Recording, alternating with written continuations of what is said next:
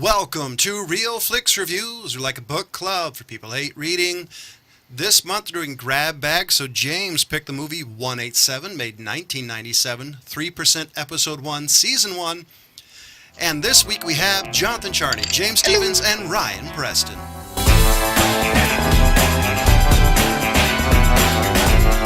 Here's the description of 187, 1997. After surviving a brutal attack, instrument used was a board with nails in it by a student. Teacher Trevor Garfield moves from New York to Los Angeles. Who wrote this description? Wait a minute. That was a shank with one nail on a little piece of wood. This is literally. By the way, this is the guy carrying around a 2x4 with a bunch of nails. This was the description, by the way, in IMDb. Did this guy even watch the movie? Part of it, I just love that they actually put that in parentheses in the fucking description. Yeah. So I'll give this movie a board with nails in it. Apparently, it was he was watching wrestling while he was trying to write the description. I give this movie. I'll give it a 3 out of 5. Some of the creative editing in this movie, I actually think harm it. There's the scene with a tape recorder. There's the scene where he gets angry. It just ages this movie because part of it looks like a student film. Wait a minute. The early email system connected to one server that was localized. Oh yeah, and don't forget that somehow didn't age it. And don't forget, you can somehow turn off anonymous server and then somehow get the IP address that was anonymized. Well, I mean, one would imagine that even then she's running sort of an administrator version of her computer. But honestly, I'm a little bit forgiving on the computers on this one. It's not like it was Gattaca and it was kind of important to the story.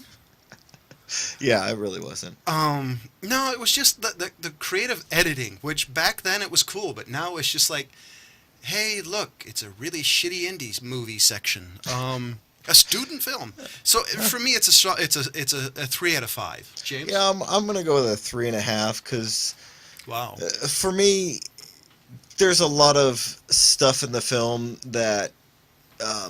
Pretty much being in high school at the time and spending quite a bit of my young life in the LA County, that, I mean, there's stuff in there that I get. You didn't go to that high school. No, though. I hell no didn't. That's high school. Let's preference that by saying, I grew up in Los Angeles. Yeah, not that part. I said Los Angeles County. I just look up how big Los Angeles County is. I just wanted to preference that. Preface. Close enough. Ryan, your turn. Oh, about 187. Yeah, just your initial rating. No. Initial rating, a 3. Right. Okay, so so the parts of this movie that always made me laugh was the part can never remember the guy's name, but the hoodlum who got knocked out by that bow and arrow. Oh yeah. With somehow that needle didn't just break off in him. Stupid Indians. I watched the movie just to see that line. I pretty much, it's like, oh yeah, this line's in it. Clifford Collins Jr. He's one of my favorite actors, young actors at that time that came out of the 90s era. He's still acting. He was in Westworld, which we just recently did. Yep. Yeah. So. He's got a cool recurring character in that, but yeah, he's kind of turned himself into sort of a pretty predominant character actor the last 15 years. Yeah. I'm glad he managed to get away from the gangster, because some of these guys who get in these movies never really went away from that role. Oh, I was going to say his character died. Yeah, he got away from the gangster life. No. It's like, what are you going with this, John? He shot himself in the head. Well, yeah, but I mean, some of these actors who play those roles never really escape it. So they're so stuck in that character. Anytime you see somebody, because he was really famous from this role, at least in my circles. Well, you know what? I'm pretty sure he thanks. Just the fact that they kind of stopped making these movies after a while, into the early 2000s, these types of movies just really didn't get made. These were all sort of clones off of like the Dangerous Minds model. It was. The Substitute was a direct result of which. Yes. Yeah, I would and say The Substitute 2. And 3. I would say this would be a combination of like The Substitute. I don't remember. Is it Bound by Honor? I don't know. Don't remember the actual title. It's Bound by Honor or Blood In, Blood In, Blood Blood Out. Out. Yeah. Yeah. It was kind of a combination of that. I'd say there's another movie thrown into it, but I don't remember the title. This is a very generic movie, but how the teacher goes crazy on people is very entertaining. Actually, kind of falling down like in that way. Yeah. There's just I just need to make a revision on The Substitute. There was 4. Yeah, I was gonna say there was 4. I didn't want to get and into only it the though. first one is good. Yeah. Actually, well, let me it's revise fun. that. Let me It's more reverse fun. that. The first one in sections is good, not the whole movie entirely. But no, I get what you're saying. I mean, they were basically trying to make money basically off the gangs, because I mean, this is what close to 10 years after Bill Clinton. No, less than that. 5-6 years, Ryan, before when Bill Clinton came and made an appearance in L.A. trying to get the Bloods and the Crips to rectify. I think he did that early 90s-ish. Yeah, and you had the like riots that, but this is in we're 92. talking a few years after the riots, and for the longest time, this is basically how LA was kind of portrayed. Yeah, and it was really easy to sort of give that, you film like a few city blocks. And make the entire sort of town look that way. Yeah. I will say this culture was so big in movies. You got Demolition Man. If you take a look at that, the beginning of the movie, they talk about the gang wars. You've got things like you got wrestling organizations like the former WCW, the NWO was a gang. They dressed like it. They tried to talk like it. It was very prevalent in movies and entertainment. Yeah. To be fair, I mean it was kind of like that. You know what I mean? Like the vibe that you sort of get from some of these movies, like this one, or maybe not The Substitute, but like American History X, for example, takes place in Venice, California. It really kind of does capture sort of the vibe of the 90s, and especially the 90s gang scene. So like art imitated life. And and it just kind of got to be a moneymaker. You know? Yeah. I do like the opening scene that they did of his transition to Hollywood and how they videotaped or, recorded the way that Los Angeles appears, especially with the wall of smog. Right. And, I mean, I don't really completely, I was surprised John didn't jump on this, but the color palette of LA. And it does kind of capture kind of the feel of it, but it's more drastic than I would go with. Well, they for sure. Ryan, living down there, you know what I'm talking about. No, yeah, absolutely. And actually, the all the smog and shit, in the 90s was really, really epically bad. Oh yeah. We're not talking Beijing bad, but still, I mean, it kind of gave that vibe. I'd say something like Falling Down, which also took place in LA, got it a little more right. Yes, I would agree. I would say the color palette in this movie I actually thought was spot on. If you take what they show in New York, everything was a dark, everything was a shade of blue. And if you take it this one's more very earth tone, very grimy. Sahara-ish. Yeah, very, very, very grimy. I thought the color palettes they picked were perfect because everything was pretty much around the same shade. There wasn't a whole lot of variance. Well, this is coming off the back of the director who did Robin Hood, Prince of Thieves, which is Kevin Costner. Fucking Waterworld, yo. Yes, Waterworld as well, and the Count of Monte Cristo. Which one? Which was actually a really, really good adaptation. Jim Caviezel. Yeah. My favorite one. Yeah, Jim Caviezel, Guy Pearce, Richard Harris. Yeah. So, I mean, as far as I'm concerned, the guy who directed it was a suitable director because of the story that they're trying to tell. Because they weren't really trying to give you an action film. This is more more towards a drama. But I think the story they tell of Samuel L. Jackson, Mr. Garfield's descent down that road, and it was really well done. And it's definitely a basic vengeance tale thrown into mid '90s Los Angeles. Yeah, but as opposed to the dumbass inspirational movies that sort of surrounded it. You know what I mean? Yeah. Like it was the same thing that was always at the heart of like all the growing up in the hood movies was this tale of redemption and new lease on life and all this shit. And this one really just took a dark turn. Yeah. Sort of one after another. Oh yeah. The funniest thing about that is remembering that time growing up.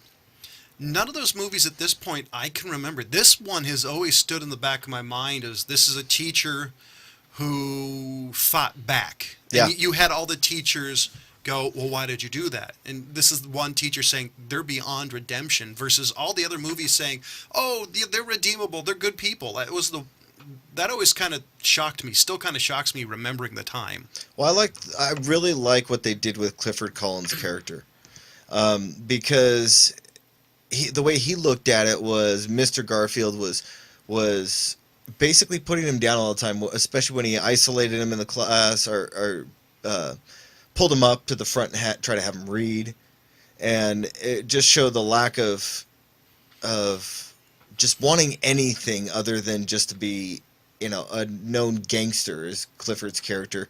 And, there's a line in there of, basically the male bravado stuff. What's the point of that? And he's like, it's all I got. Well, I also thought it was I like I like the way that the dynamic between the two. I think that was really well played. No, I agree, especially at the end where he admitted he didn't have a whole lot of else. I also love the dichotomy of that between that one woman when he was trying to help her become better. Yeah. So it was the mix between the one guy you're talking about saying, I don't really want anything else, not willing to try, because he probably was afraid to or whatnot, because that was kind of the gist I got of the character. Yeah. Was he got stuck in this one chick trying to get out. Yeah. I always wondered why they pulled Method Man in there. I saw that too. I couldn't believe I was looking at it like a 15-year-old Method Man. Yeah, I mean, the fact that I think it was a good choice because he did good with the role that he was given. But it was like, why did he take that role? Because I don't believe he was in any other movies. Right? Well, other than himself playing himself. It was probably just a role that, somebody asked him, would be assuming.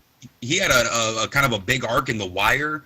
Oh, that's right. He's in that like Keanu with Key and Peele. He's done some pretty funny shit. Okay. How High? Come on, that movie's great. Yeah, but you know what I'm saying. Probably because they were looking for somebody who had at least some experience. Look, I think he was young. He was probably looking for some preliminary acting work, and he had the look to him. Yeah, that's probably it. Anyways, because it was always one of those that it's like, like I said, he did really great with the role that he was given, but it was one of those like, why are you there? A short-lived role. We're recognizing him. Nobody in the world recognized him in '97 like that. Oh no. Oh yeah, good point. I do talk about the actors in this movie.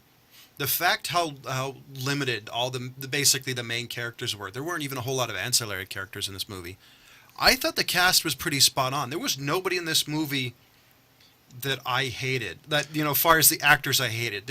They played characters I hated. Like the principal in this movie. The guy did such a good job because I really hated that character. It's like, really, man? Well, what's kind of interesting is this is sort of a generic kind of a movie with a little bit of an angle to it, but sort of legitimized by the awesome cast that it's in. Oh yeah. John Hurd, that dude has played,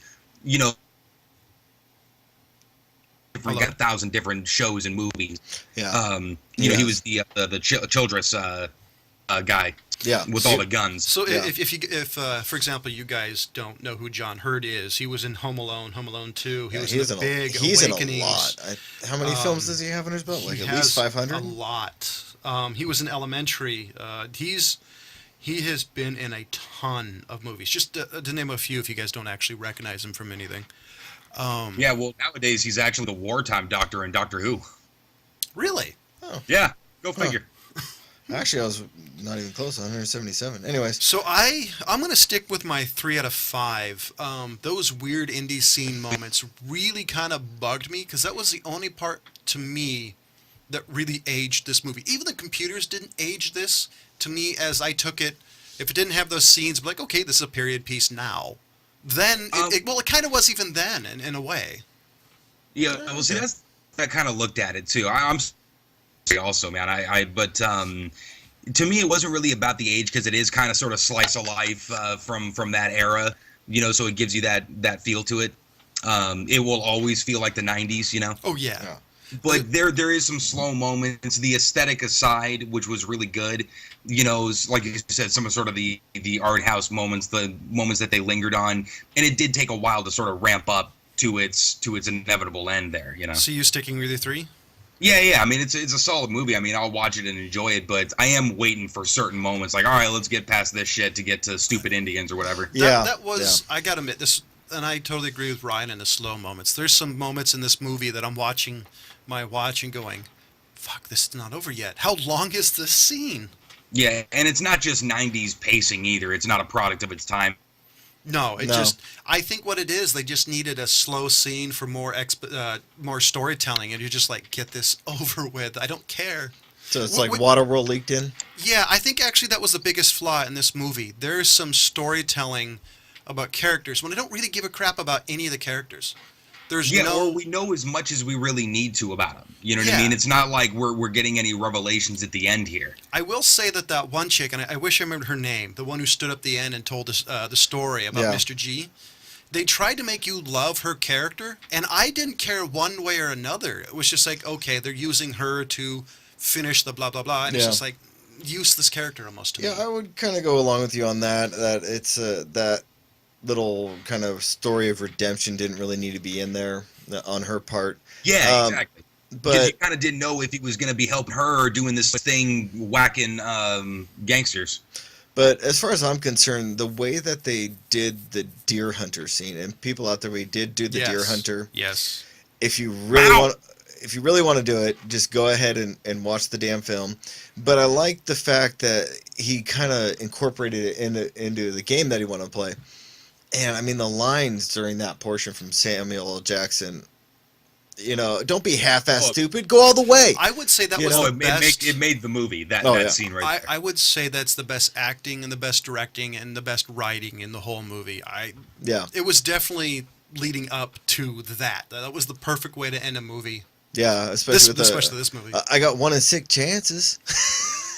Oh, that bugged me. That was like, what? You definitely never paid attention in school, dumbass. He's obviously not the one that actually really paid attention when he loaded it, because he loaded the bullets right next to each other.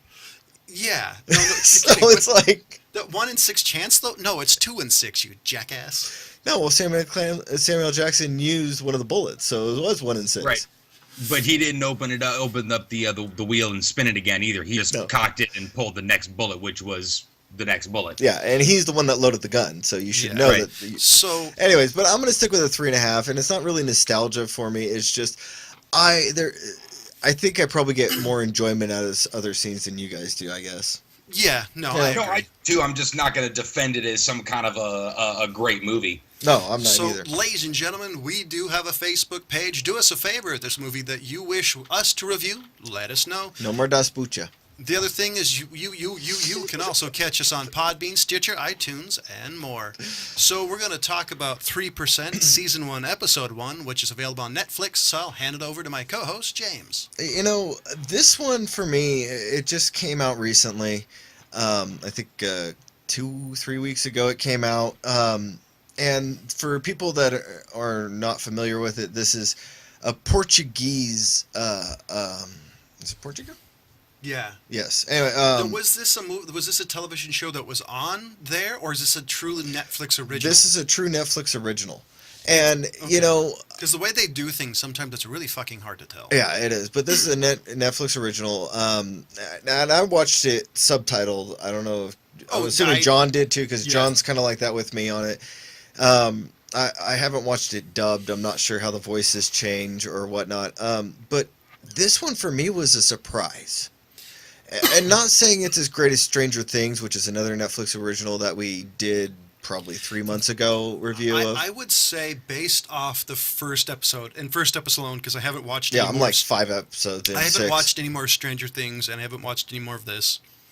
The first episode of this was a lot lighter.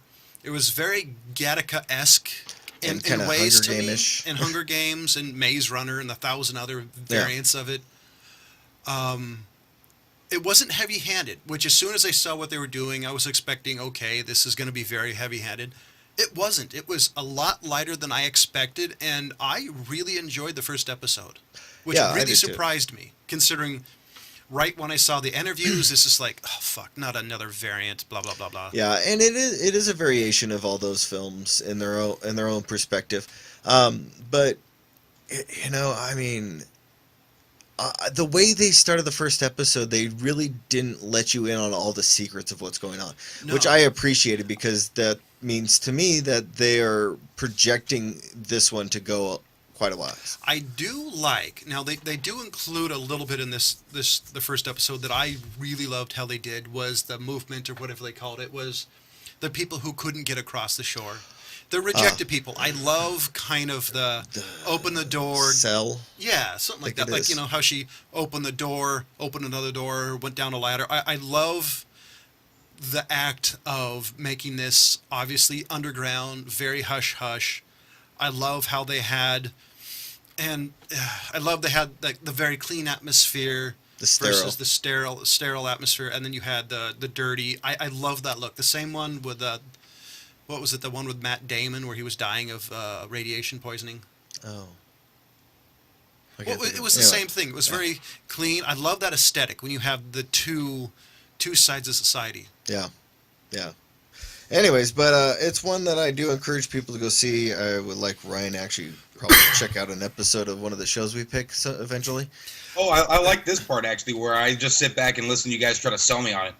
Oh, I don't try to sell you on it. I'm just telling people was- what I think about it. And in the first episode, there was a couple other things, and we're pretty much going over time. That there's a couple of characters in this movie that they do this TV show, excuse me, they do things, and you don't find out till the end of this episode that they're doing subtle hints and things. Oh, yeah. I was really impressed. I mean, this is seemingly a well thought out TV show, which Netflix seems to be a lot better than anything you get on any other channel. Yeah, I agree. So no, I definitely give this a strong recommend. If I get time, I'm going to watch the rest of the season. So next week is Ryan's pick. So Ryan, batter up. Oh man, putting me on the spot now. You've only been on the spot for over half an hour. I mean, just throwing that out there. So what, you want me to reintroduce you? Would you like me to pick for you? A, B, or C? He picked a D. A. Now you're making me actually pull it up. Blow.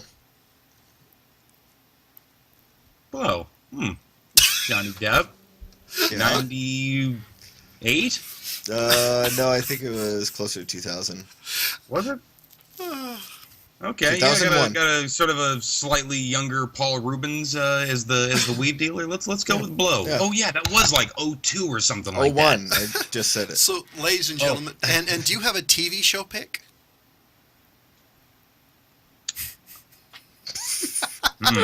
So, ladies and gentlemen, that'll be announced as soon as Ryan tells us what it is. So, ladies and gentlemen, we're doing Blow for next week, and well, TV show is going to be announced soon. Yeah. I gave 187 a 3 out of 5. James gave it a 3.5 out of 5. Ryan gave it a 3 out of 5. And as always, thank you for watching. Goodbye.